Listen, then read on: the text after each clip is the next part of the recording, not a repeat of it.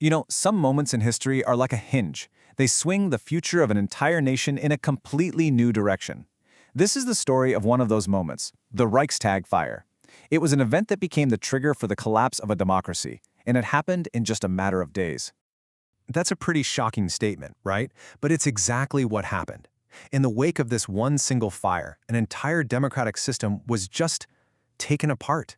The protections, the freedoms that citizens had, all the things they took for granted, they were gone, almost overnight. And that's the big question, isn't it? I mean, how does that even happen? It seems impossible. Democracies are supposed to be strong, built on laws and institutions. So how does one just crumble so fast? Well, let's dive in and really unpack how one crisis was used to bring an entire era in Germany to an end. To really get how it all ended, we have to go back to the beginning. And the story doesn't start with a new law or some big political speech. Nope.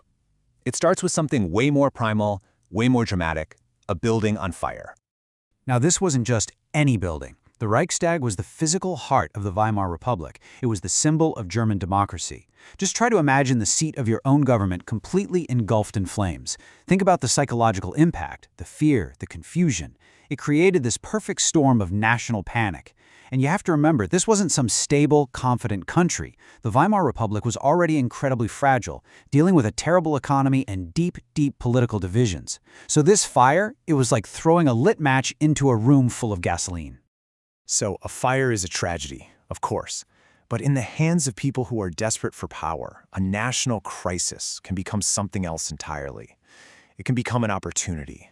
And this is right where the story pivots, from what seems like a random disaster to a series of very calculated, very deliberate political moves. And the key word here is used.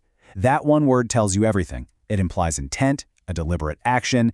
The fire didn't cause democracy to collapse all by itself. No way. It was seized as the reason, the perfect justification for everything that was about to happen.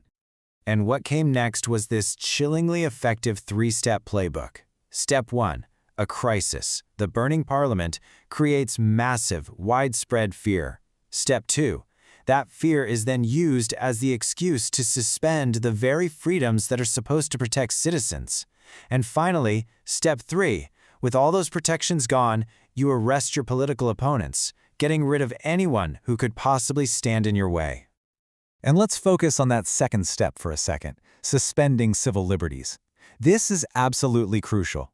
Civil liberties are, they're the bedrock of any free society. They are your right to free speech, to a free press, and the right to not be arrested for no reason. They are the essential shield between you, the individual, and the power of the state. So, right after the fire, in the name of national security, these core freedoms were basically just switched off. They did it with something called the Reichstag Fire Decree.